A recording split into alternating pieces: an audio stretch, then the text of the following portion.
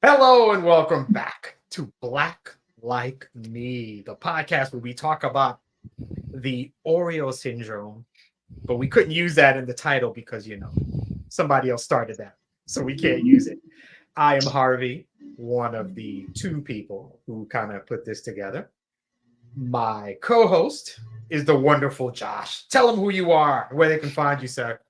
Hey, what's up, everybody?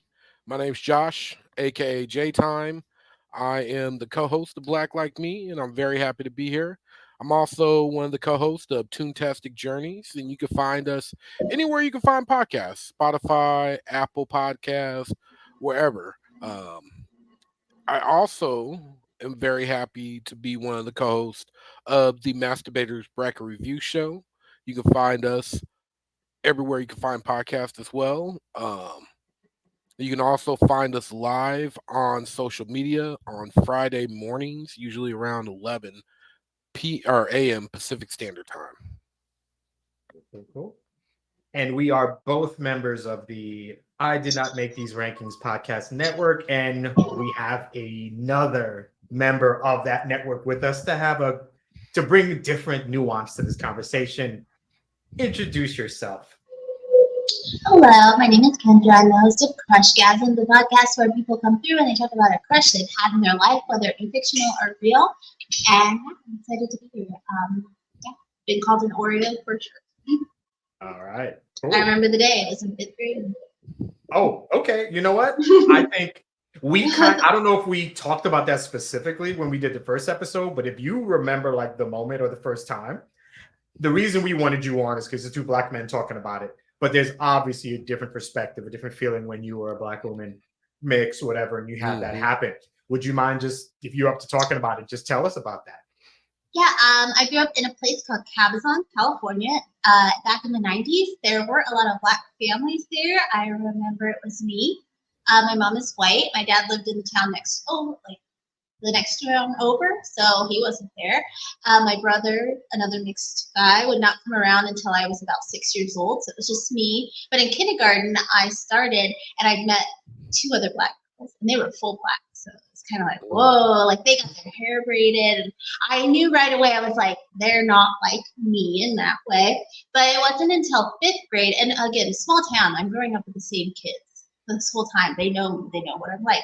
And in 5th grade, my friend Tiffany called me an Oreo or coconut. It was one of the two. And I was like, I love Oreos. This can't be bad. And I was like, what does this mean? And she's like, well, you're Black on the outside, but you're white on the inside. And I was like, interesting.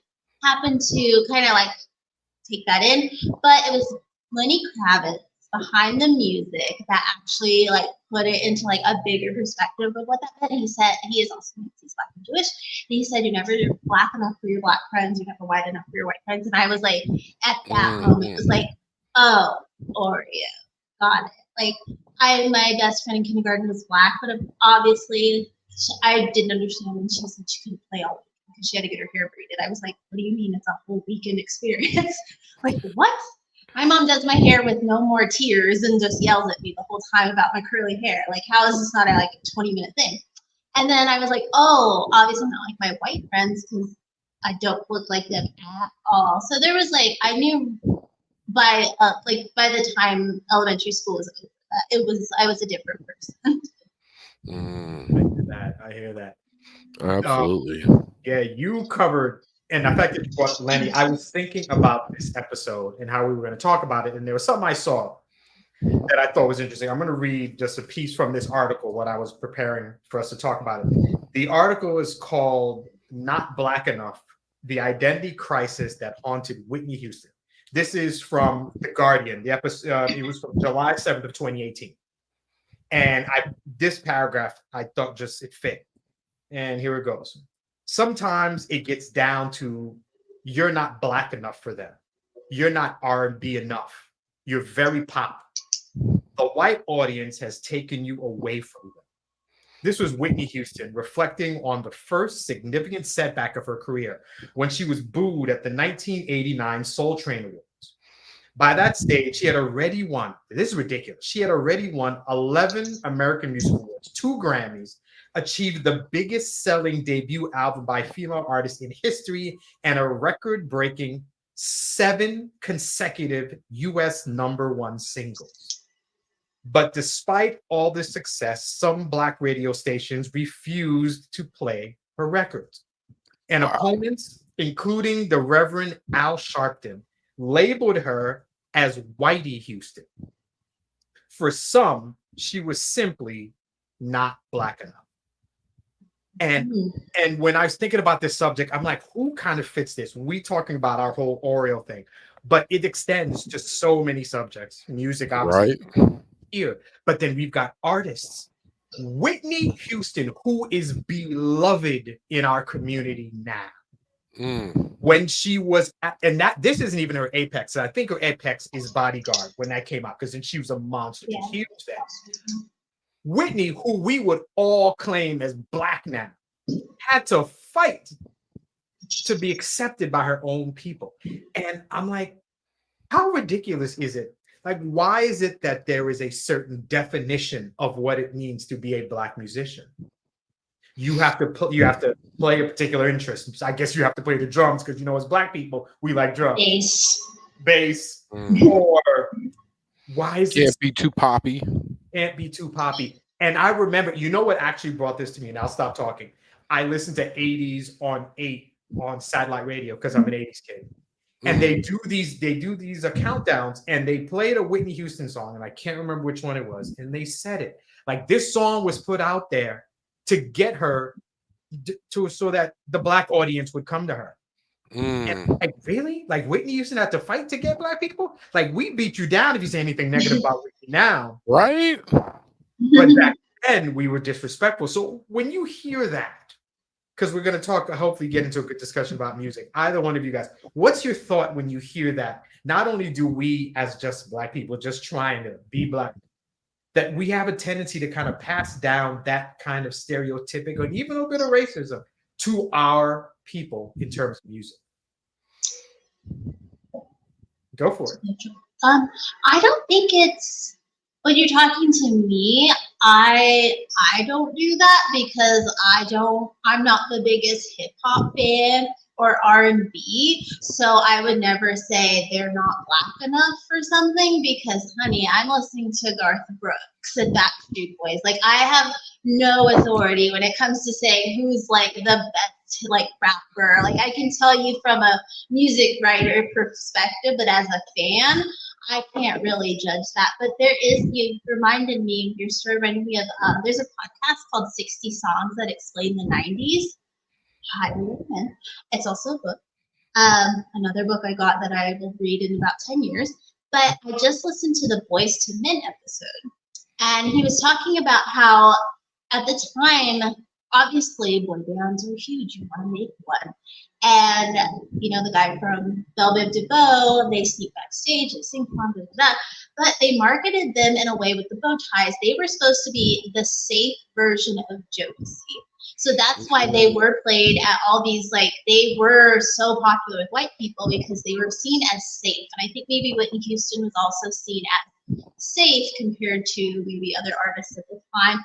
The episode with them and Coolio also, another kind of hip hop gangster rap at the time in the 90s, very Black, but you get this movie, this song that crosses over into such a mainstream, it opens it up. Even though hip hop always has been a very white suburban, white boys love hip hop. It's like, well, now the soccer moms are like, I walk through the valley with the shadow of death. Like, it's very interesting. It's when they can feel safe. I think that's when, I don't know, I feel maybe Whitney was too safe at the time. That's a good point. She wasn't given that Vogue appeal. And I don't know who would have been her counterpart in the 80s who was a female singer that maybe was a little dangerous. I'm not sure. It's not the era. Agreed. Well, when I heard it, I was blown away. I had never heard that. I grew up in that household. We love Whitney. One of my mom's favorite movies, Bodyguard. I've seen that so many times. But yeah, it kind of blew me away. It made me wonder how they felt about Tina, because Tina Turner did a lot of that pop and she did some rock, and You know, she has a soundtrack to Beyond the Thunderdome, you know, so it makes Mhm. me wonder about how they treated some of the other black artists that were a little bit more crossover back then too. Um, I think what's interesting, and that's a good that's a good person to bring up. I mean, Tina is a little bit is before Whitney, but I think with Tina, and this is just opinion, Tina started with Ike Turner, and Ike Turner obviously had this rep. mm, He right, was black music he in was. terms of music. So when you bring her in, and she's a singer, and then on top of that, I think because of the kind of entertainer that she was, I love Whitney Houston. She's one of the greatest voices ever. But Whitney, to me, was very much that. I refer to me. I consider her like a bench type singer, Mm, like mm. stage spotlight bench, Oh, and then let her it's like sing. Yeah, in drag we call it a park and bark. She could park and bark. then that's perfect. Whitney Yeah. had a little rhythm. She could move, but not really. And yeah, so but Tina, who had a voice, but was moving like that was a workout. She was an entertainer. Mm, She was she was the epitome of what if you think about music in the 50s and the 60s, it's Sam Cooke, it's all these artists who were dancing, who were singing, dancing on stage. That's what black music was. So I feel like she kind of came into it and she had that credibility already. While Whitney, she's a model, she's young. She got, I think Arista was the artist that was the label that she signed to. Clive Davis got her, and they purposely I read up on this so much once I read this. Like the songs that artists would send songs to her, and if it was too black, they wouldn't accept it. They really, just like you talked about with Boys to Men, they mm. very much positioned her as a pop artist who just happened to be black, which is the problem, which leads to while 1989 she's out and everybody loves her, but not everybody. Some people Right. love her. Like So you went out there, crazy. blamed her. In essence, they blamed her for white people liking her. And one, it's not fair. Two, she got pushed in that direction. Three, what is she supposed to do? Could have done. Well, I mean, it's also MTV at the time probably influenced. They were not willing to play black artists when they started. So probably when Clive Davis was like, honey, we can't be doing all the slams. You got to go in there and sing it like top 40, top 40. Like Madonna, you can't be doing all them runs, girl. That's not going to sell, girl. So I think it was MTV had a heavy influence on black artists in the 80s. For it sure. makes a lot of sense. Yeah.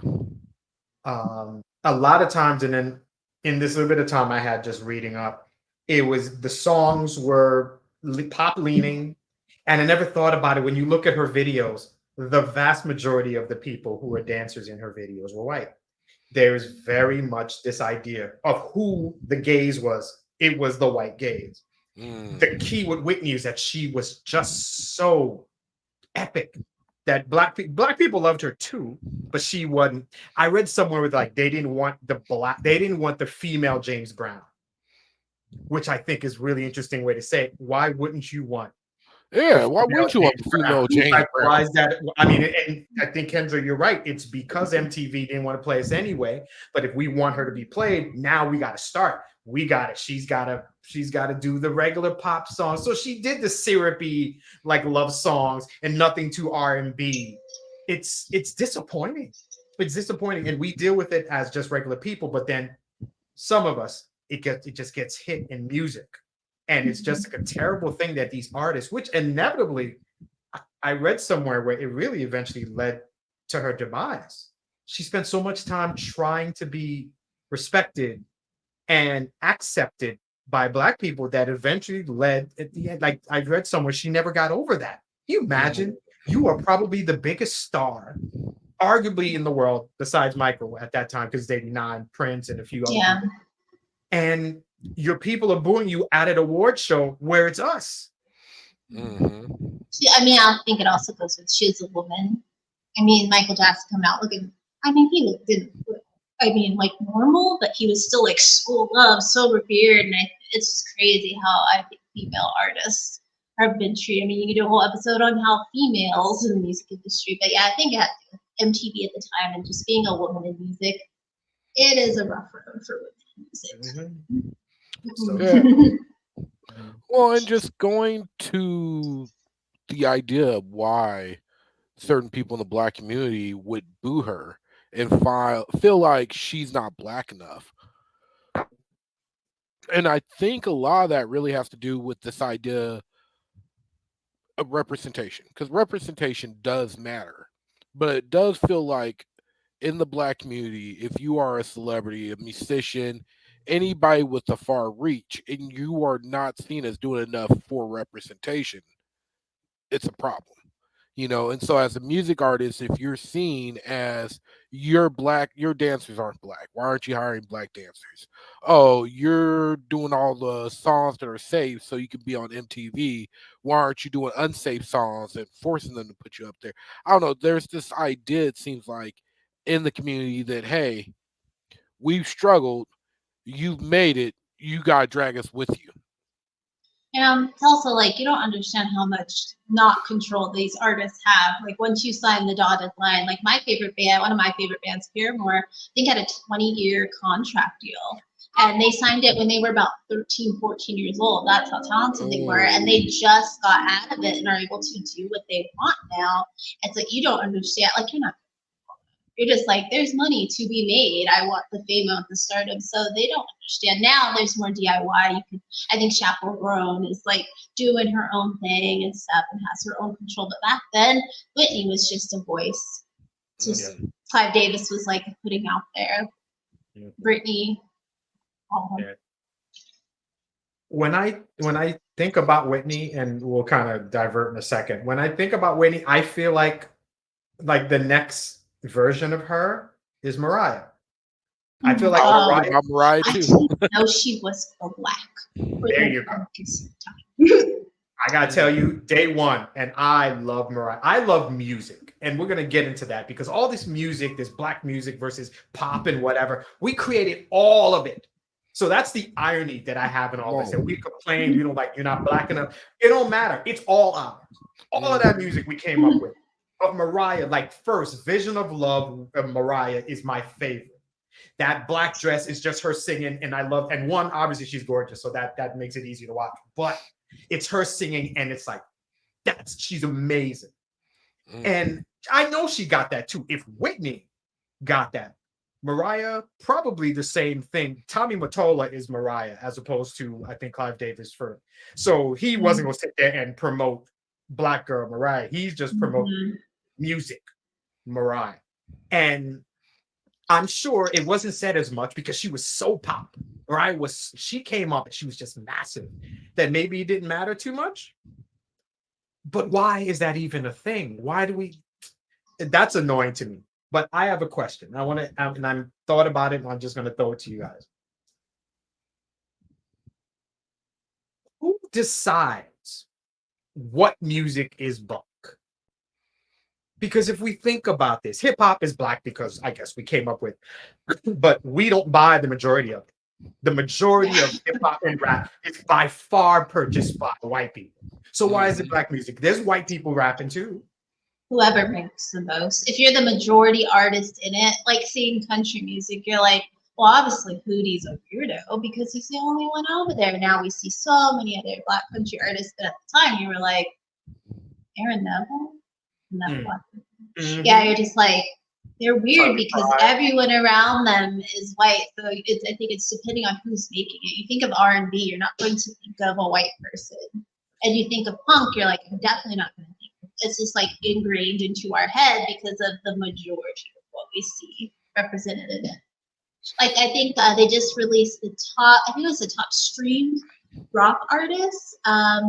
I'll mention Paramore again. One of two bands with a woman in it, and no black or brown. I don't think there was any color in that either. Haley Williams of Paramore said she's proud of it, but really hopes we can expand upon it because it's sad. They didn't have Rage on the list. Most I don't know for streaming. Oh, I streamed the heck out of some Rage, but anyway. Who did you say who's number one, Kendra? I didn't look into it. I just saw Haley Williams' story. Okay. What's ironic? I read. Yeah. So, I mean, if we think about it, I mean, well, country is what? A variation of blues. That's black. Hmm. Jazz is, I think, where country. We did it all. So, rock is black. Country is black. Blues is black. All of it. But there's only a very choice amount of stuff that is considered black music. which Rock I is ours find. too. Yeah. Yeah, hip hop. I took a history of hip hop class in college. Shout out to my white professor, who was an old white guy who originally was the jazz guy. And they just gave him this class, so he got a book and was like, "Hey guys, 8 a.m. We're learning about hip hop." But I was really like, because I again don't know a lot about hip hop. I was like, "There's a lot of like Jewish guys at the start. Oh There's a yes. black famous. They're all Jewish. They're all Jewish." There was Still. a bit. There's a big name in hip hop that I was like, "That guy's white." I've heard the same for years. It's crazy though. But yeah, it's just what we see. Mhm. Well, yeah, I agree 100%. It has to do with education too, because the whole concept of we created country music wasn't something I was introduced to until like halfway through high school. You know, as people were breaking down the fact that like, no, blues, black people thing, country music, we created that. Because for me growing up, the only music I kind of really looked at as like, oh, we created that was R&B, and that was mostly because I saw black people singing R&B, and then hip hop, because that's what we saw. And so, if it's out of sight, it's out of mind. And you don't see a lot of black people in country music. You see more of it now. You didn't see a lot of black people in rock. You definitely, like you said, didn't see a lot of black people in punk. And so you just kind of consider, oh, those are white White people music. things. you And know? it makes you feel really weird when that's the one you like. If you're not a hip hop or R&B fan, you're like, oh man, I'm the weirdo. I went to a lot of punk and emo shows my younger years, and I would be like, there's three, or like, and not just the security, because I can't count security, because security is always going to be heavily black venues. So I Employees. would count, yeah, the employees don't count. So just the fans, and I'd be like, oh, actually, one of my good friends in Vegas, I met her when she was 13 years old. This little black girl at a Panic at the Disco show. Nice. So, but yeah, I was like, oh, we met on a message board later that night. She's like, "Were you the other black girl?" I was like, "Yeah." It's so sad that Easy. that's the case. It's terrible that you have to do that. And Hmm. I had a thought. I completely lost it. But I think about that a lot in terms of music, and you'll go to a show and you're not represented at all. And it's like you're You're like, that random black face in a crowd. And I love Eric Clapton. That's my favorite artist of all time. I love you guys. I'm a Michael Jackson fan, obviously, but for me, Hmm. Clapton is number one. And I've seen him in shows. And when it's blues, there's more black people. When it's typically that rock Clapton, like from Cream and all that, is white people. And it's just like me looking for somebody else who looks like me. And it yeah, took me a while to get there. Exactly. It took me a while to get comfortable with that. And I'm like, why is this the case? Why do I feel uncomfortable? For other obvious reasons. I'm the only black person in a room full of white people. But why is my love of this music like so difficult to deal with and so like scary at times because I'm not surrounded by the people who look like me? And I don't know. yeah. I never understood how to answer that question. Go ahead, Ken. You're also like, where? I mean, I can't be the only black person that likes this, or the only one in this whole city. Like, I'm gonna go see Sugar Ray and Lit at the end of the month for free. Thank you, Columbus.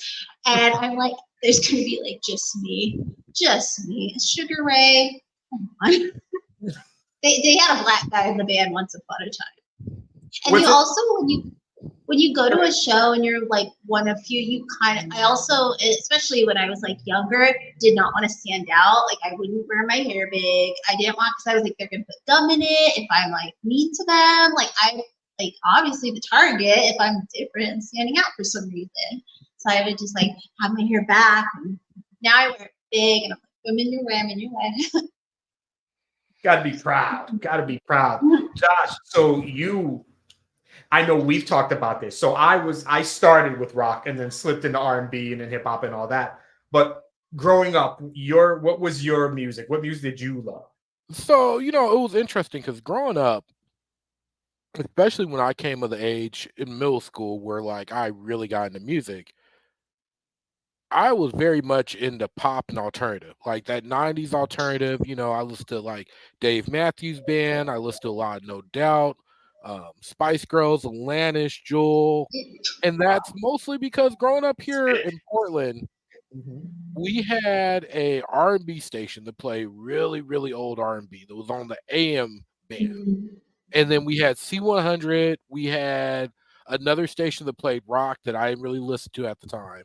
So you listen to C100, which was just pop, and it was top 100. And so that's what we all listened to growing up. And I remember even my black friends, you know, if the song came on, they knew the words. And then when I was in 8th grade, Jam 95.5 came out here, and that was the hip hop station. And I remember after that it was weird because like all the friends I had that were black and a good amount of the white friends all of a sudden switched up. They're like, oh man, why you listen to that mess? You ain't listen to this? You gotta listen to hip hop, you gotta listen to JC, you gotta listen to Nas, and I listened to it and I liked it, but I like my pop. I still do. I still go back and listen to a lot of that stuff. And then when I hit high school, I discovered I liked rock, man, and I was over there listening to Godsmack, Saliva, Disturbed. I was getting down with Linkin Park, man. Oh, I still love me some Linkin Park. I was rocking out. But you know what? I got used to it and I was okay with it. Like I got really comfortable just being the token black guy. It just was what it was with me because I was just like, you know what? I don't care. I'm gonna be me. Y'all gonna make fun of me for being the black guy wearing the Jinko jeans, whatever. Y'all gonna make fun of me because I'm over here rocking out, whatever. But it allowed me to have fun and not get too hung up on it. But I definitely had those moments where I'm sitting there with my buddies and we're in the car and a Laz Morissette song comes on and we're all singing it. And I'm like, y'all know all the words, but y'all be acting. I'm like, if there's some other people around, y'all would not be singing this with me right now. Hearing you talk, something came to mind, and Kendra, I didn't mean no, but I didn't cut you off. I went to college in upstate New York, Mhm. Geneseo, and there were no black people there. Like I know when I went there, I was one of probably 6 or 7 black men on campus. There was very few of us, and I made friends there obviously while I was there, and it just hit me now. I don't know why. We were driving somewhere, and I love Sheryl Crow. I love Sheryl Crow. Mhm. And this song, If It Makes You Happy, came on. Oh, I love that song. And I know I was hitting them notes because back then I could hit that note. Like, and we were all, and it was me and like 4 other white people in the car. And I think at that moment I'm singing it, and like you shouldn't have a care in the world. You're just with your friends, you're enjoying music. And it was at that moment that I was singing it. And then for some reason, the recognition that I was the only black person in the car singing this song, it kind of hit me. I'm like, I think they noticed. It was just something that I felt. And I'm like, Mhm. oh wow, like what if some black people drove by? Like I was that fool. Like if some car with black people hold up, I'm just gonna sit there and stop singing. I'm like, I'm not with these people. Who this Sheryl Crow girl? I don't know her. Feeling embarrassed about what I love. And it really hit me. And it's sad that you even had to kind of defend what you love to people around you. And that Mhm. kind of fits into this Oreo thing. Why do you like that? I would, you know what I told them? I don't know if people know, but Sheryl Crow was a backup singer for Michael before she went solo. So that Mhm. was my way out. Like I knew about Cheryl before y'all did, blah, blah, blah, whatever. But that was my way. But it shouldn't even have to be that way. It was good music. I just liked her. Right? And we shouldn't have to deal with that. And why is what Sheryl Crow doing, or Alanis Morissette, or any artist, why is what they're doing not allowed to be loved by black people? Why does it take away from your blackness I if you think were it listening? goes like Mhm. they also, I think for it kind of ties in with television. Like black people will watch shows that are like primarily black casts, and people think, and then let's say when I was little, it was me being stuck between Friends and Living Single. Like my black Mm. friends knew Living Single, my white friends knew Friends, and they didn't know the thing. And I was like, they're telling you the same stories. it's like, yeah, maybe Khadijah's gonna say something different than Rachel would say it, but they're telling you the same stories. I think that's like with music. Like I think of hip hop and punk being very similar because it's about being like the outcast and overcoming things and all this stuff. I think all music, in a sense, when you break down lyrically, is so similar. It's the package though. You know, it's just packaged as a white experience. But for me, I was like, I think that's what I liked more, I guess. I think the white people get to be universal, and then they see hip hop and they're like, well, you're all from the street. That's what your life's like. And you're like, I grew up in a trailer in the middle of a California desert. I did not grow up in the ghettos of a metropolis. Like, I don't know that life. So I always find that interesting. You mentioned Sheryl Crow. The reason I got into hip hop at all, I grew up a VH1 kid. We didn't have MTV until maybe a year or two later in our cable package. So I did grow up loving Sheryl Crow, Matchbox, Jewel, Alanis, because their top 20 countdown was very void in Black people, except for In Vogue. In Vogue, Don't Let Go was the first time I saw Black women and thought, I want to look like that. It's very distinct to my mind. I was like, wow. I loved In Vogue. I like great singers, and that was one of the few groups. All four of them could have led. All of them were good. I think that's the reason why they were I guess so popular, because all four of them could have led. I think inevitably only two of them did. But Black girl groups is a thing. I mean, I don't know. I'm older than you guys, so I'm the Supremes. You know, I remember all this stuff. But that was Black music, and I was looking through Billboard and looking through how Black music has been described through the years, like Harlem Hit or soul or R&B. At some point, the chart was just called Black music. Like urban soul, urban AC, urban this, urban that. And then, from a trailer, not. And then for a while, eventually, when they didn't know what to do, then you had adult contemporary. So that's where they would slip Whitney Houston so that they could explain why white people listen, or Anita Baker because they liked her voice, but they wanted white people, so they'd slip her in there, or Natalie Cole. These artists, who Natalie Cole would not be Black music per se, but her father's a freaking legend. So they're going to find ways to do that. And I always thought that the idea of naming charts seemed really kind of unnecessary. It should just be the top 100. Like, what's the most popular song out? But I mean, we Black music as we've taken over music up until the 80s and the 90s when, you know, gangster rap came in, and now you can't separate us because we number one.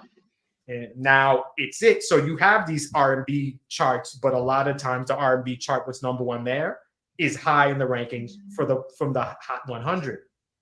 Right. And the more I think about music, and I love it, which is why I can talk about music so much, is the reason it's such a big deal is because it's a lot, like you said, Kendra, it's how we connect with people. It's how we make friends. We like the same song. We wear their shirt. We were at their show. We like the lead singer, all this stuff. And then to find people who like the same thing you do is special, but to be vilified for it because you're not liking the right stuff makes it hard to just kind of walk around and love the music that you love. Yeah, I think I loving Backstreet Boys as much as I did, that's how I met my best friend in 4th grade. We both were like, hey, oh my God, we like this new band. And we bonded. Every friend that I made like post-college was in line at like a Fall Out Boy show or Panic at the Disco or some like pop punk emo Warped Tour band. So totally get that. But I think that one girl I mentioned at Panic at the Disco was the only one that was Black, except for one guy I met at Panic at the Disco. Panic at the Disco. Black people love them. There we go. Black people love Panic at the Disco. It's where I meet all Black people. So yeah, and that also makes you feel like Oreo again. If every one of your friends is not Black, they're white because that's the music you're mostly around. You're gonna have that. I have that in my head. I'm like, I don't have a lot of Black friends. I know a lot of Black people, but like in my everyday life growing up, I was the one. I'm the one in the group. Yeah. I think that was interesting what you said. Since how we connect and all these friends that you have, I was thinking about that. The majority of my friends growing up were white. That's where I grew up. And I keep losing this thought. I had something I keep wanting to say. It took me a while to really just be comfortable with loving who I love. I loved the music I loved in silence. I loved it in seclusion. So I liked the music I like. And another thing, now I remember what I was going to say. When it comes to music, you brought up like Backstreet and NSYNC and maybe LFO and all these groups that came out. What I always heard was, you know what we need to do is their music is okay, but just don't forget where they came from. All of them are going to be stepchildren of New Edition. And that was, I feel like that was always the thing that was said, almost taking away from what they've accomplished. I mean, it's okay for NSYNC to be huge, for Backstreet to be huge, for other groups to come around and be massive. And I think we just wanted recognition of, who it was. New Edition is, I think, really that boy band. But truthfully, the Jackson 5 is even before them. It's this, just Beatles. Yeah, and then they say the Beatles. The Beatles is a whole separate episode because I hate this aura that the Beatles have. I think it's insane. It's insane. But even the Beatles respected where they, who they listened to. They loved Black artists. The Beatles did. And they would recognize the same thing with the Rolling Stones. A lot of these artists came out, they listened to Black music, and then they just came out and they ran with it. And then everybody who listened to them forgot where they came from. The Rolling Stones were great, but the Rolling Stones love blues. Same thing with a lot of it. So there's so much wrapped up in the whole Black music versus what's Black and what isn't, versus we should just appreciate all music. Do you guys think we'll ever get to that, or are we there now? Oh, I was going to bring that up because I definitely, sorry, I didn't mean to cut you off, Kendra. Oh, it's okay. But I definitely feel like we're getting better. I feel like it is more acceptable now to be a Black person and like all kinds of music than it's ever been. And I feel like the Black friends that I do have and the white friends that I do have a lot more diverse taste in music than they used to. I think streaming services like Spotify and Apple have played a lot into that because there's so much more available, as well as things like YouTube. Watching videos of a young Black guy who's never listened to Ozzy Osbourne, listening to him for the first time, and they're doing the react videos. I think that's gone a long way in helping that too. So I don't feel like we're fully there because I still get crap sometimes for not knowing anything about R&B. You ain't the only one. But yeah, I think we're getting better. I think we're getting better about it. And I think it's not just in what we listen to, but it's in the music that we play as well. Because in rock, in country, in punk, and all these other genres, you're seeing a lot more diversification. You see a lot more Black people not just being in it, but also being acknowledged. Because, the other thing we didn't really touch on, but when you grow up with this is what Black music is, this isn't, then you also grow up with kids that are like, oh, well, if I want to get into music, I either gotta rap or I gotta be able to do. Unless I'm in the church, I'm not doing drums, or I live in the South where there's, drum line and marching bands. Drum wasn't popular. You didn't see a lot of Black people being like, oh, I'm gonna play the guitar. And now I feel like young Black kids growing up feel like, oh yeah, I can be comfortable wanting to be a bassist. I can be comfortable wanting to play the guitar or do drums. Agreed. Good point. Good point. If you think about that, like we may not, in terms of rock, we may not have a lot of artists in it with instruments, but when we are in there, we tend to be an iconic or even legendary. We don't have a lot of guitarists, but the best one in a lot of people's minds is Jimmy. Put a Black man up there.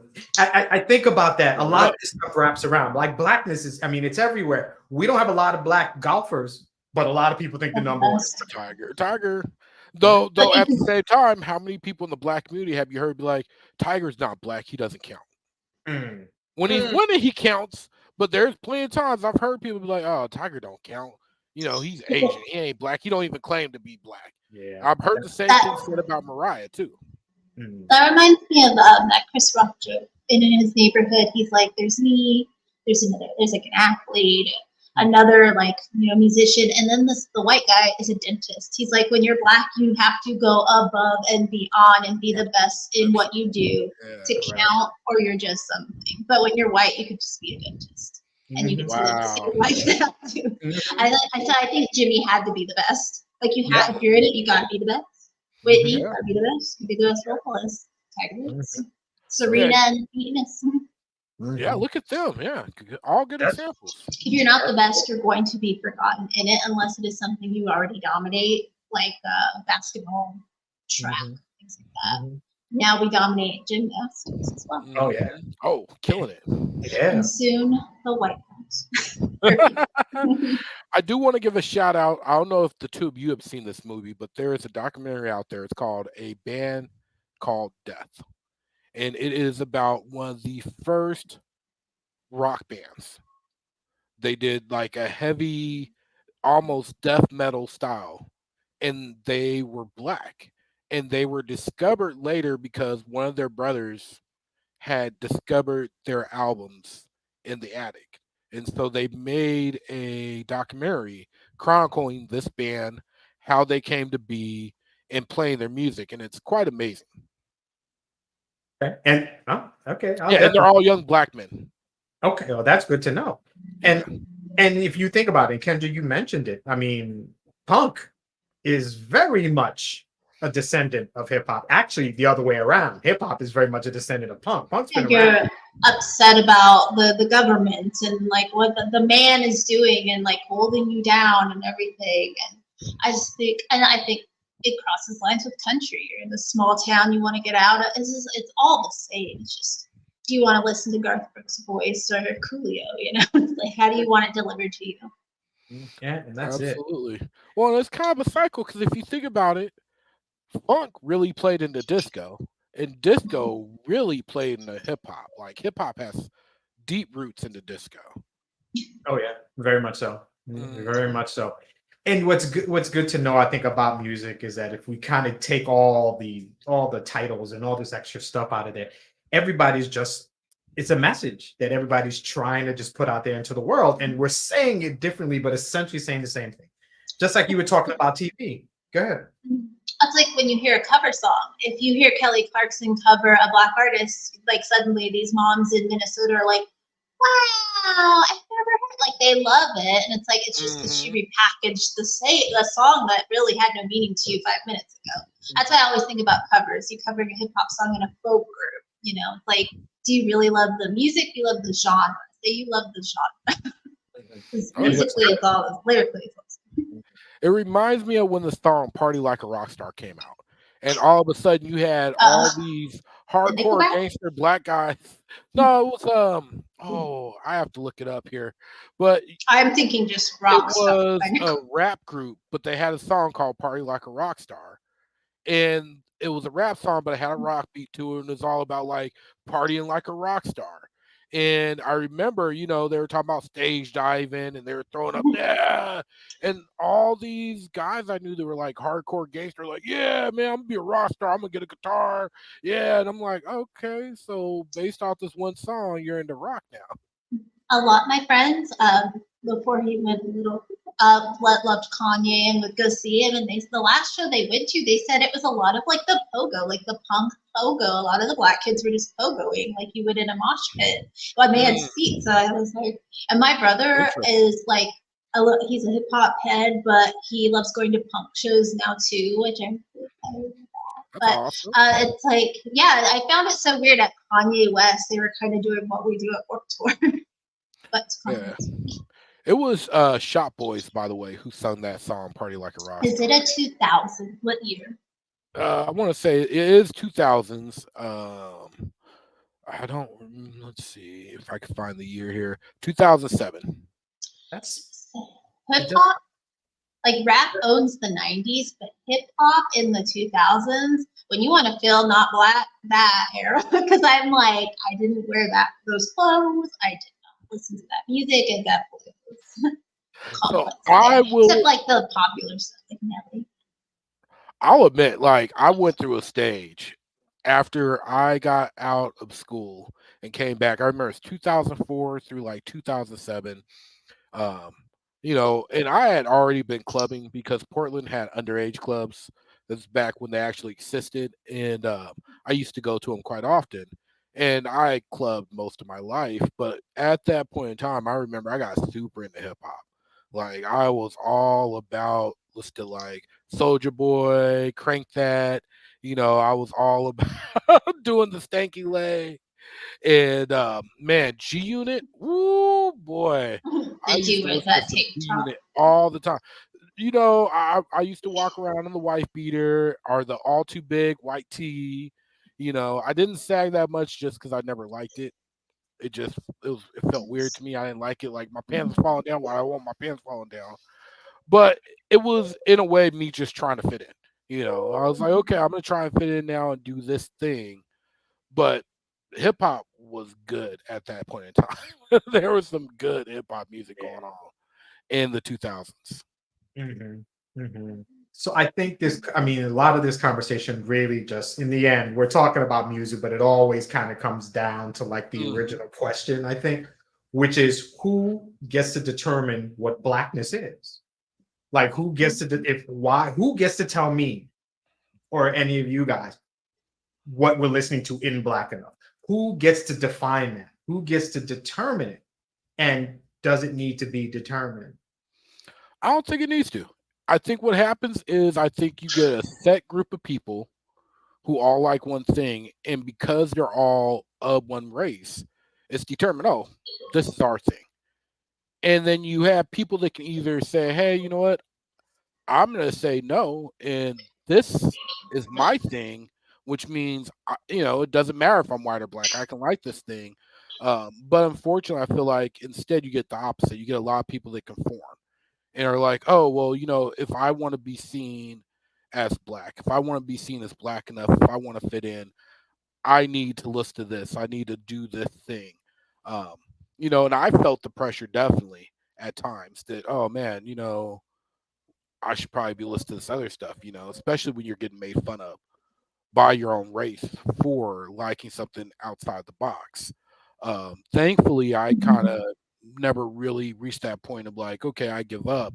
And even when I went through a phase later where I was kind of trying to fit in, I still listen to what I like. Um, I just happen to like stuff that was more in tune with what everybody else was saying. This is what you can conform and like, which is interesting because I feel like as a community, the last thing we should want to do is conform, especially when all you're doing is making the pockets of a rich white guy get bigger. Yep. Yeah. If you think about with music, and it's very much the same with all these things that we're big in, whether it's sports, music, maybe the entertainment. We Black people tend to be the product, but we don't own it.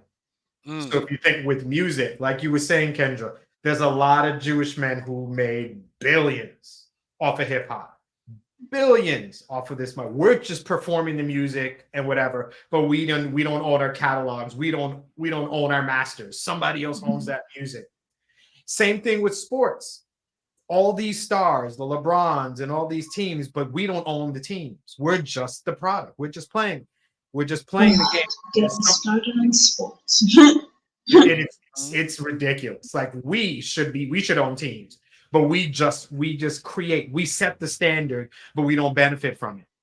The mhm. trendsetters, but never the one making the money from the trends. I mean, hip hop, most influential, like for it to still be such a young genre and Mhm. it be that influential, not only in music, but in fashion, in our vernacular. I mean, bling bling. White women across, like, they love that. You watch those wedding dress shows.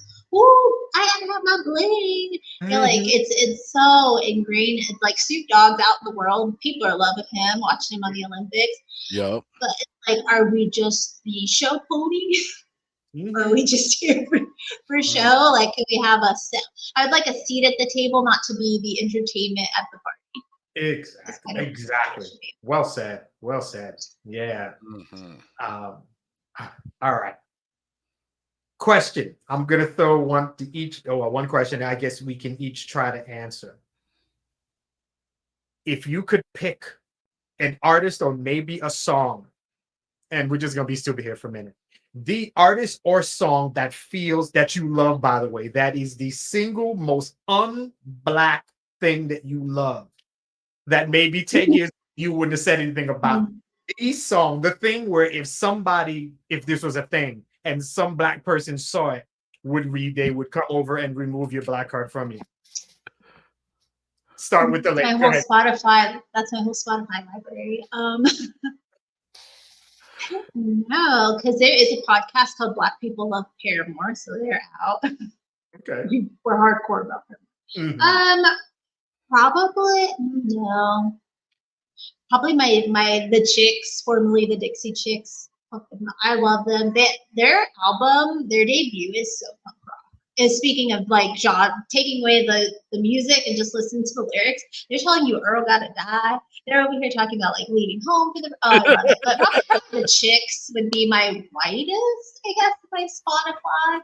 So I won't say Garth because Garth, like you said, paying homage to he will tell you all day how much he loves soul music and how R&B was like, and you could tell in his voice that he just knows how to carry it out. But yeah, probably the Chicks. Okay. Josh, this should be easy for you because Oh, of your music. I got so many. I had to think about it for a minute. But I gotta say, for me, probably the one that I'd have some black folks look at me a little crazy, especially because I know every single word, is Chicken Fried by the Sac Brown Band. Okay. I don't even know the band, so that's the first start of the black band. It's a good song, man. It's a good song. Make you tap your foot. There you go. I was gonna say Alan Jackson Chattahoochee, but I feel like black people love the word Chattahoochee, so they'd be like, "That's cool." Kind of like such a good song. It has a line about consent. He's like, she didn't feel like it, so I was like listening to it on a walk, and I was like, "Well, Alan Jackson woke back in the '90s or '80s whenever he came out." I do like some Alan Jackson. I like country a lot more than I should than people would think probably. I love some country. 90s country on Amazon. Hey, love it as much as you want. For me, and this is kind of come about in the last year or so. Spotify, you're playing music and it'll just, create a playlist based on one song. And this song, it's called Guilty by Barbara Streisand. That I was like, I remember hearing it as a kid. I never knew who it was. And it's funky. I'm like, who is this? Is Barbara Streisand. I think it's Barry Gibb. And I feel like it's okay because, the Gibb brothers are phenomenal. And that's disco. And we love them and Saturday Night Fever and all that. But Streisand, I was like, I don't know if I would tell anybody that I was bumping Streisand, but I comfortably. And I'm like, it's a phenomenal song, but I kind of feel like I kind of want to do a draft or something on that, or like a playlist of like my whitest. Yo, we should like do that. Black Like Me playlist.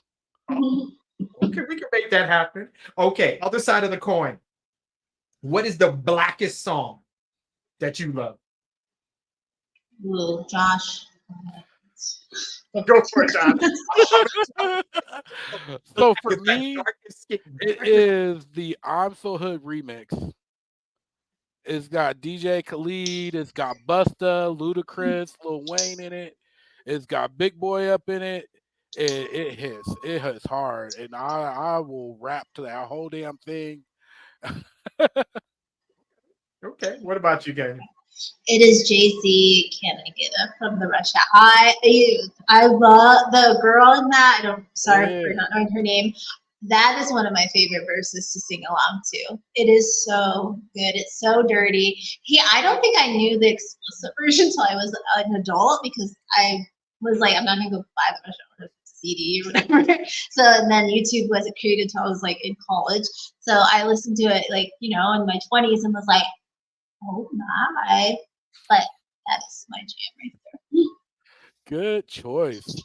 Isn't it interesting when you ask a question like that? It's an automatic. I need to kind of go into the hip hop when you think about. Yeah, you're like. It's like R&B. It's like right?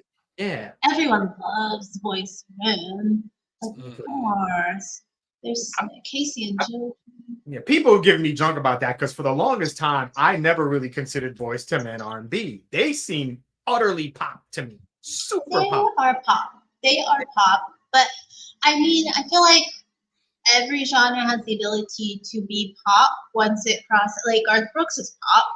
Mhm. Shania Twain is pop, but they are country based. But they are pop. I mean, who doesn't Right. different places? I think when you cross that threshold to random guy on the street could possibly know that song, you're pop.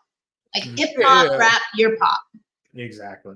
Kendrick Lamar, you Oh, are yeah. pop now. It's not like us. They were bumping at the Democratic, like a rally recently. Mhm. You're pop. Yeah.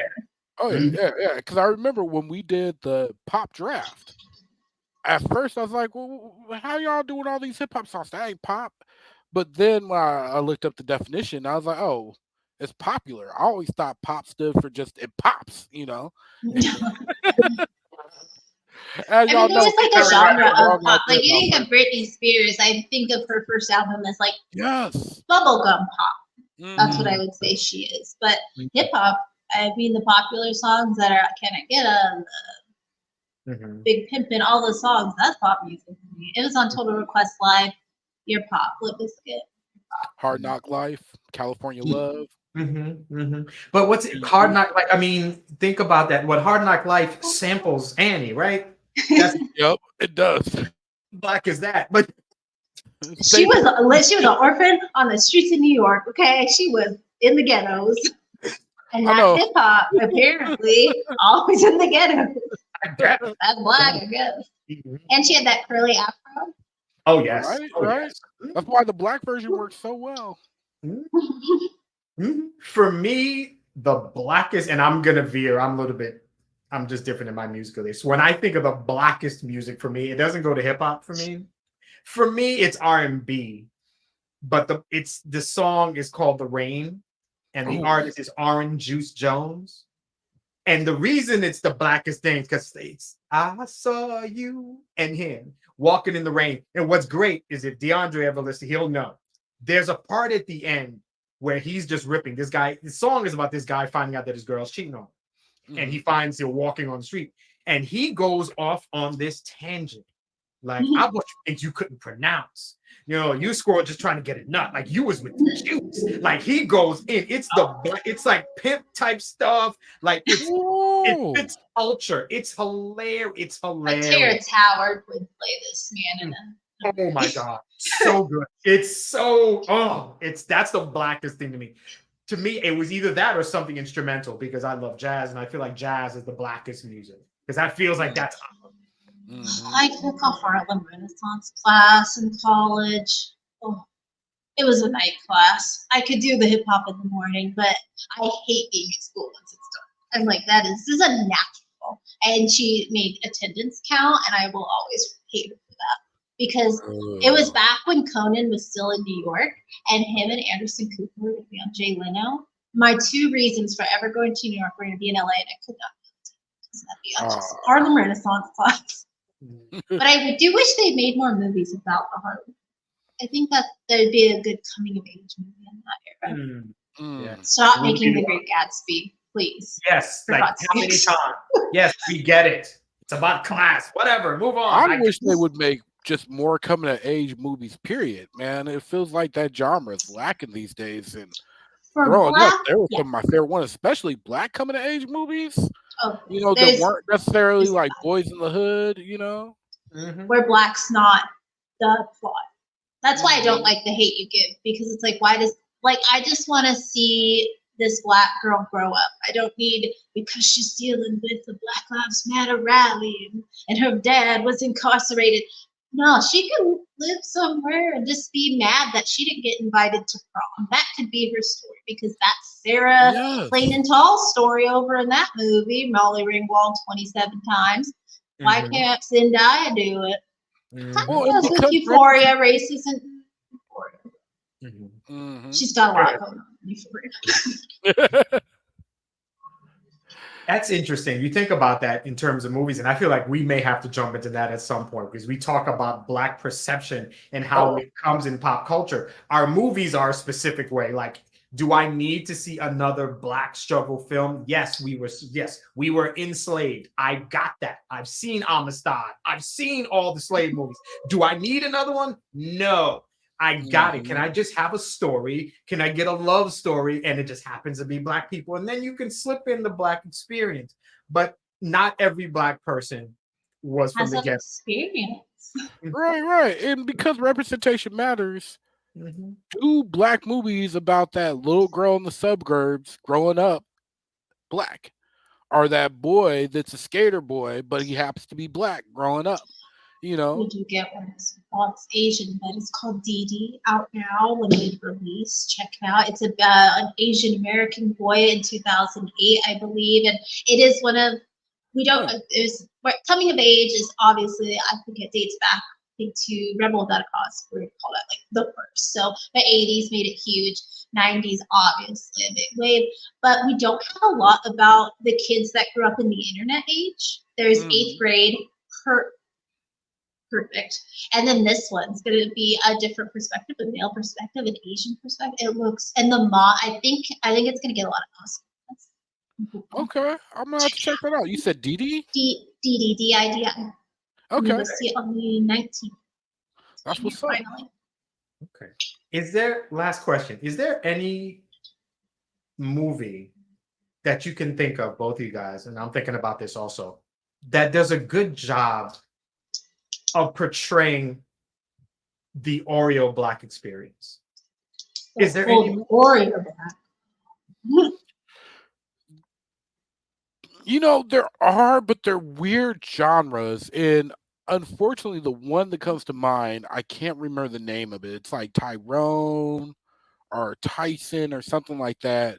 But it's about a Black guy who's going on vacation with his white friends. And it's it's a bit of a horror movie because some stuff happens. It's more of a thriller. But he ends up being the token Black guy. And there's all this weird suspense and just kind of conflict that arises from him being the token Black guy. And it was really, really interesting. But as far as just the everyday in the life of, I can't really think of anything. I know there's got to be something out there, though. What do you think, Kendra?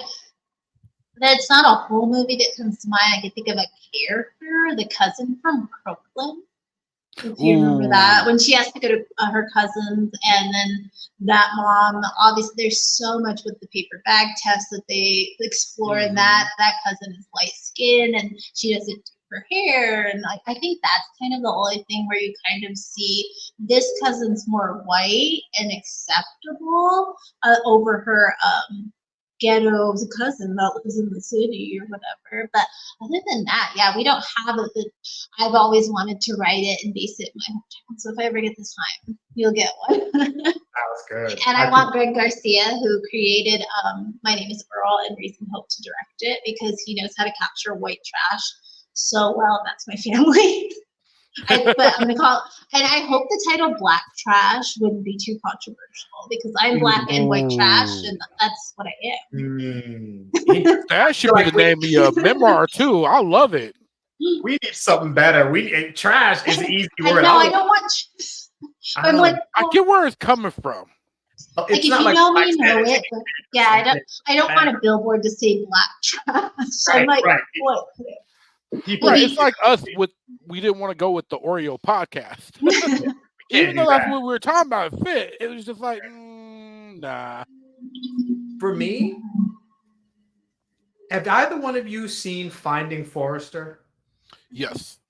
Finding Forrester is Black kid. Not in the hood. I feel like he's suburban, but he's just like he's a super smart Black kid. And he goes to a regular school, but then he gets into like an affluent prep white school, and he's super smart, and he's a great basketball player, which is kind of why the white school wants him because they need him. He happens to have the academic criteria to go in there, so he's this Black kid, super smart, and he can play basketball, and of course he's got the white girlfriend because every Black kid in a movie like that has to have the white girlfriend, God forbid. Busta Rhymes I think is his brother. It's Ooh. what I can't think. Who is he in that movie? It's our boy who plays Bond. I can't think of his name. Oh Jesus. He plays James Bond. He's like the one. Sean Connery. Sean Connery is Yeah, this it's Sean Connery. is this You're the famous man author. now, son. And it's an interesting show of how this black kid who's super smart, but then of course there's the evil white teacher who doesn't respect him. He writes something really good. It's like, you couldn't possibly have written this because this, it's a black person couldn't have written it. Kind of taken away from his intelligence because all he's really good for is being an athlete. When he turns out he's super intelligent. So when I thought about that, and I didn't have that question in mind beforehand, but it just kind of hit me. I think I can think of more TV characters that are really Oreo coded that I'm just more of a TV person. Was Urkel a black character? Urkel's a black character, but he is, I think, like Wes Smith, he's safe. That's why he played well in America. He was not threatening. Will Smith, very safe. The Banks were so safe. They had money. They weren't like those people. Those people had good times. The Cosbys, they had money. They were affluent. The Johnsons. Yeah, very much so. Being black means the Connors. You could be white and poor. We could do a whole nother episode about TV, especially y'all remember when we had that lineup with like Moesha, Girlfriends. Oh, DeAndre's only channel. Yeah. Oh man, I watched all them. What was that? The one with the pizza guy from outer space. God, what was that? Pizza? What was it? Was that what was it? Something? Was it Malcolm and Eddie or something? What was it? What was the? Malcolm and Eddie was another show.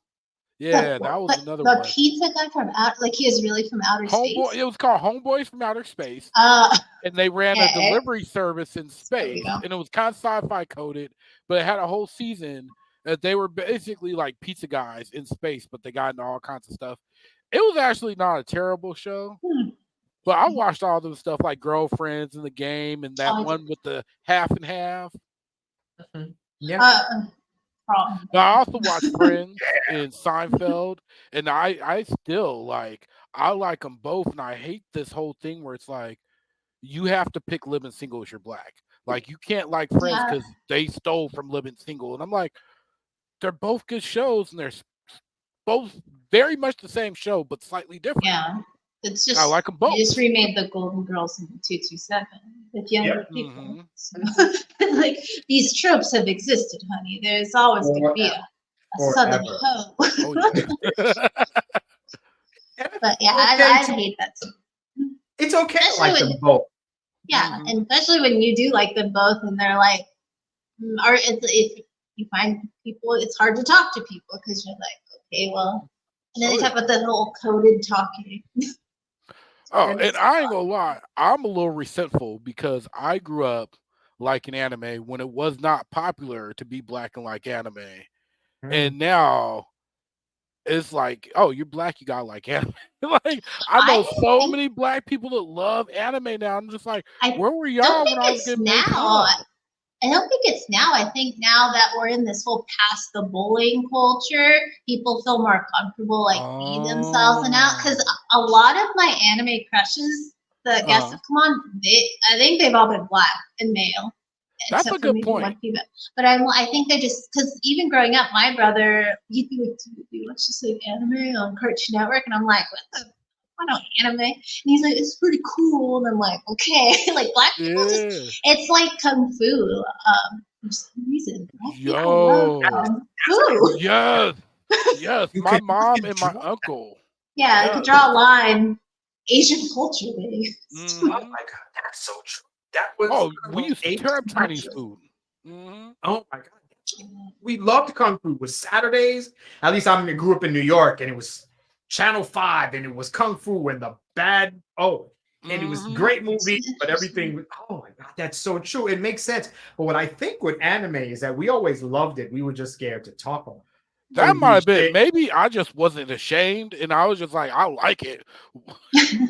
We would call you in our high school, the people that liked all that, we called you Pokemon kids, and you guys were weird. It didn't matter what race you were a Pokemon kid. I One was a day Pokemon kid. I found Power Ranger trading cards at KB Toys when I was a junior, and we found where the Pokemon kids sat at lunch, and we went and we battled, and we were like, "Oh, you got Kimberly," and they were like, they were so mad. I was so mean to them. Oh, I apologize to the Pokemon kids. of course. They were so weird though, but I loved them. I sat at the table with the Pokemon kids in my psych class. And they would play with their little like weird stuff, and like the popular girls would come in and are late. It was after lunch, and these white girls every day came in late. They'd never get in trouble. My little Yu-Gi-Ohs and Pokemons would get in trouble, and I would be like, I would defend them all I had, like I was a freaking Pokemon master. I love it. Oh my God, we so do that, like pop culture type of things. And Mhm. I don't know if anime, if that started out with black kids loving it and eventually grows to something big, but the whole blurred thing, the whole black nerd thing is Yeah. something that has come along and become something big. And that feels like a variation of us loving what we love, but we couldn't really be open about it. Like, I'm a black nerd. I loved Stargate, or I loved whatever, Firefly, or whatever these things, and I can't really talk about it. But I think now it's you could only talk about it if you were in like the advanced class with like other nerds who weren't gonna like it. Because That's so I true. was, so I think that's why I wasn't made fun of for what I like. I came into middle school with my Backstreet Boy pride, and they were like that. To this day, people that grew up with me, they'll send me messages like, "Oh, I saw the Backstreet Boys on the news today. Thought of you." I'm 37 years old. Like, people still associate me with it. So it's like I was never really made fun of, but I just felt not for Backstreet Boys. I never felt weird for liking them because they were so popular. But like my Matchbox 20, my like emo music, that was like you're not yeah. my friends or my schoolmates because I came from a small town, so everyone just treated me like whatever. But out in the world, again, you're the only one at Eric Clapton. Yeah. Oh my around God. forever. Oh, yeah. Yes.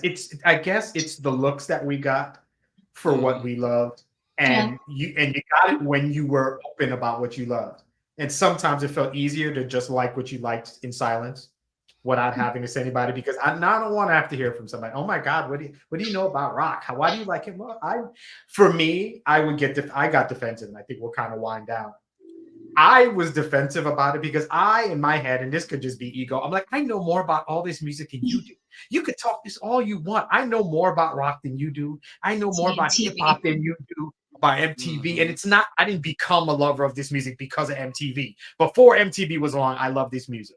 Before VH1 and before BET, and then, Video Soul and all these things that out there. I loved music because I loved music. When I didn't have to explain it to anybody. And then when I had to explain it or defend it, then it kind of took away from it. Yeah, I always have to have a backstory for like Garth Brooks. Yeah. Because I've seen him twice now, and I think when I saw him at Jimmy Kimmel for free in 2016, I think there was 2 or 3 black people, including myself, not the staff. And then in Vegas when I saw him last year, I don't think any of the black people. Maybe one up in the stands. I was in the front, so I can't be looking at the commoners behind me. I only had a few people. Yeah, I was like 4th row. I was like commoners. I cashed in a birthday and a Christmas present to be here. Commoners, get back. Get back. I don't look behind me anymore. If I'm in the front. And you deserved it. For Garth, I wasn't a big fan of Garth, but Friends in Low Places, for some reason, it's an absolute classic. And that's friendship to me.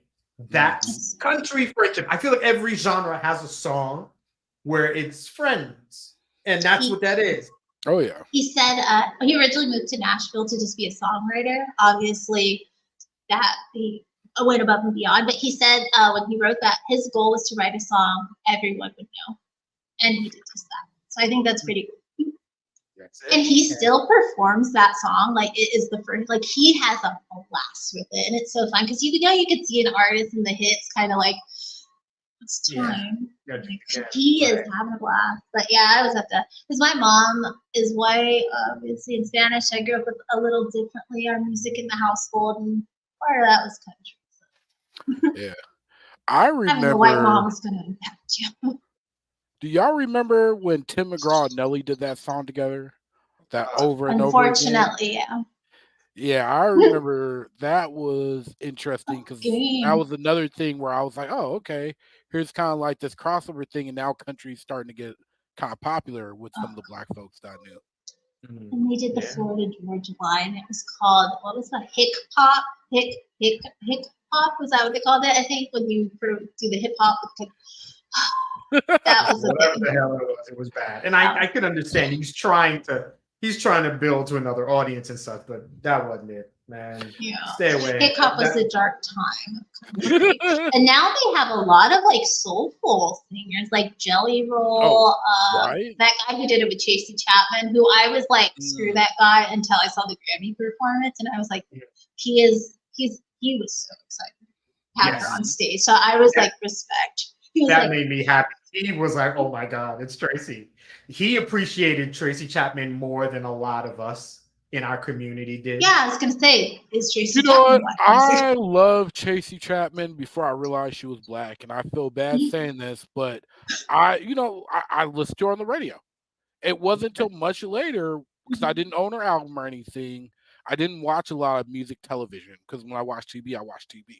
So I didn't know till later. Oh, the one who sings Fast Cars, she's black, and it made me more excited.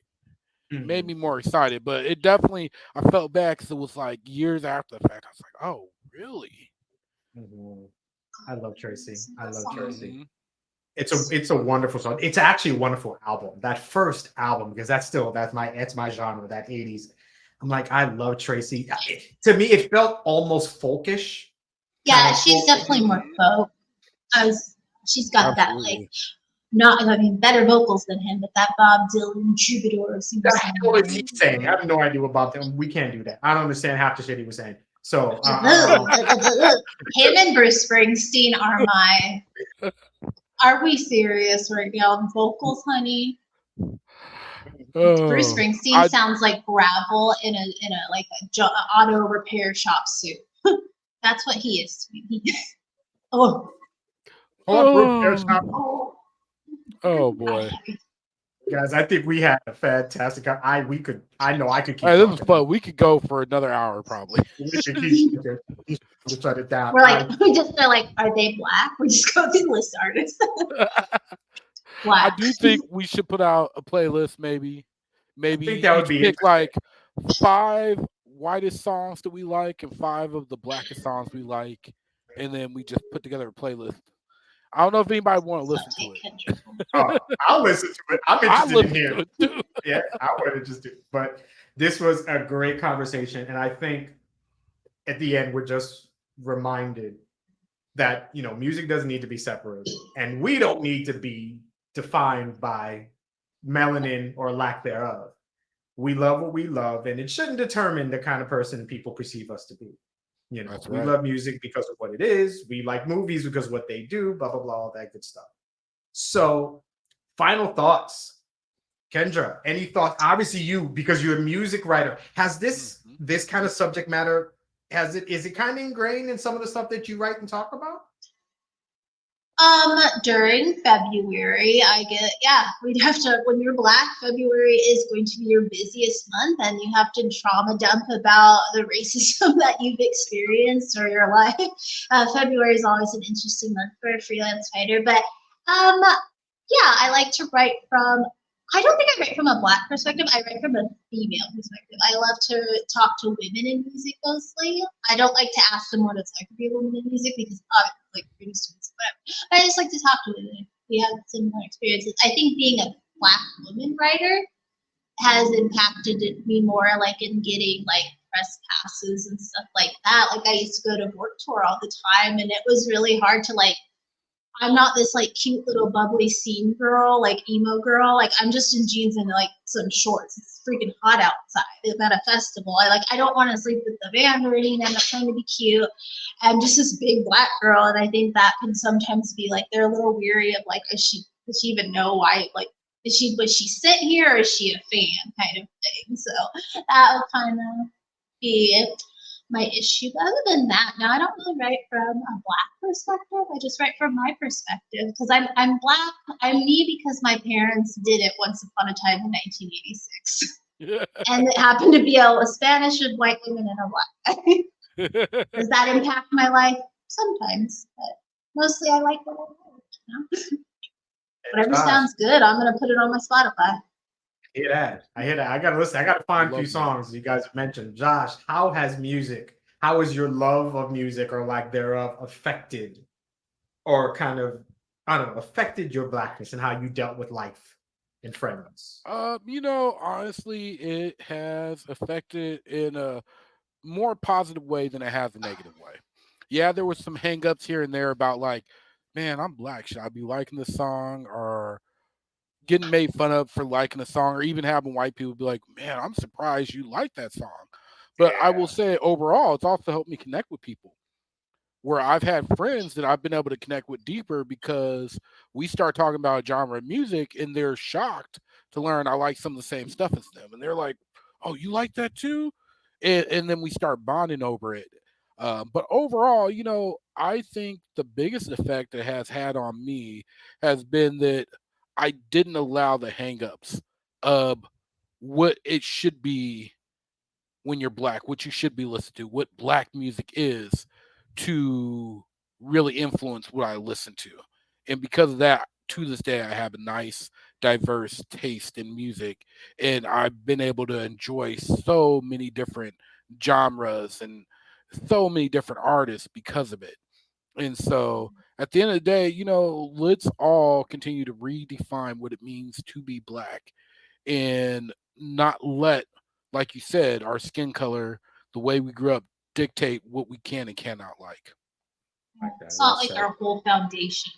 Like Right. it's just a piece of us. It's the music you like. It's just a little part of who we are. It doesn't define your whole thing unless you're an artist that beats it 24/7. Like, Mhm. okay, but other than that, it's like YTV. I mean, I always tell people I don't have. I like when people are really into their like racial culture. I'm like, good for you. If you're like Asian or Italian or whatever, I'm like, I don't have a culture. I just have pop culture. So I think that's what defines me most is my love of just pop culture. That's it. I don't have a race. I have just pop culture. I like that. For That's good. me, I grew up, I'm a music and movie head. You guys know me that, but that's what I love. And it took me a while to get past that because I grew up with a time where I spent a lot of time just that flip flop, not black enough or white enough because I have the voice. I don't sound black. So I have all that. I fit that Oreo thing is exactly that was the that I think we've all have dealt with some form or fashion. So add on to the fact that I love The Godfather or I loved um Clerks, or I love movies that aren't typically black, and I love everything. And it took me a long time to get past that stuff. But then once I realized that I didn't lose black points because I liked a song or an artist that is perceived to not be black, we get past that, and I think in the end is just a reminder that being black is not something someone can define for you. I'm black no matter who I listen to, no matter what author I like, no matter what show I like, no matter what movie I've seen, no matter what my experience is. Just Mm. go out So into this the world when you leave the door.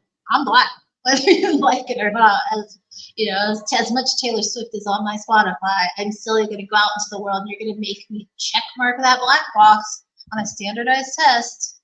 That's right. right. Hey, that's it. I'll tell you something right now. In the end, I can love Taylor Swift. They can make me unblack, but if I'm driving a car, they're not gonna give a We're always what I'm listening to. All you see is so never forget the music is not going to determine your blackness. You are. And I think that's just the best way to look at it. Where can people find us? Kendra, where can people find your writings about music, your podcast, everything? for writings. You can go to kendrawritesstuff.com. All the things I've ever written are there. If they're still online, I used to write for MTV Geek, and they just took that site away, so you can never see my articles on there. I interviewed the guy from Gremlins, and now it's gone forever. But kendrawritesstuff.com for my writings. I just did 23 songs that make Glee fans wish the show still existed. So any song that is post 2015, I think they would have done a great job with songs like WAP. Check to see who I think should have sung that one. It's Jay Lynch. And FreshGasmPodcast.com for my podcast. I'm doing a series right now called Crushes That Raised Us. By us, I do mean millennials because that's what I am. Like, why would I write about anything else? And I just did an episode about elementary school crushes. And next time, after this drops, the week after, you can hear me talk about middle school. Puberty. Oh, we're going to get into it. My favorite era is middle school. Oh, I love the awkwardness. Because we all suffered. It's the only chapter in our lives where we all suffered. Oh, God. I hated that. Only black kid with around all these people, white girls. And for me, that's who I liked. And it was just like this subtle racist. Like these girls didn't like me. And maybe I just wasn't cute. Maybe it wasn't a black thing. I don't know. Mine was I just wasn't cute. I look like the blind side guy. Like I just wasn't cute. I'm not gonna say that the boys were racist at all. I just was I wouldn't have liked me either. Anyways. But yes. Kendra writes stuff and Crush Gasm Podcast. And then for music in September, you can go to vaginasingalong.com, and that is a music-centric site that is all female. Okay. I like Josh, by the way, all this will be in the episode notes. I'll put that all in there so you can find it just in case you didn't hear it. Josh, where can people find you? So you can find me if you search for Toontastic Journeys on Twitter, Instagram, Facebook, Spotify, and anywhere else that you can find podcasts at. You can also find me Fridays on social medias on the Masturbators website doing the Masturbators Bracket Review Show. Okay, sounds good. And of course, Harvey here. Men of the Prize is the podcast. HarveyLaguerre.com is the website where you can find my podcast. We are in the summer, but I'm still doing summer episodes as we're recording this. By the time this drops, another episode has come out. Good episode. I'm excited about the next one I have coming. I think it's going to be good. If you listen to the podcast and you want to be coached by me, InspireThePrize.com is where you can find me. You can schedule a talk and we can get to coaching. We get to some real talk. We can help men out and get you to be the better man that you're meant to be. I hope you enjoyed this episode. Thanks, Kendra, for coming through. It was great to have a good conversation like this. Josh, as usual, this was great. Fantastic. Do this again and again, obviously, but music, no matter what genre, no matter what you love, it's always good to feel good and to be black like me or black like you. Bye-bye.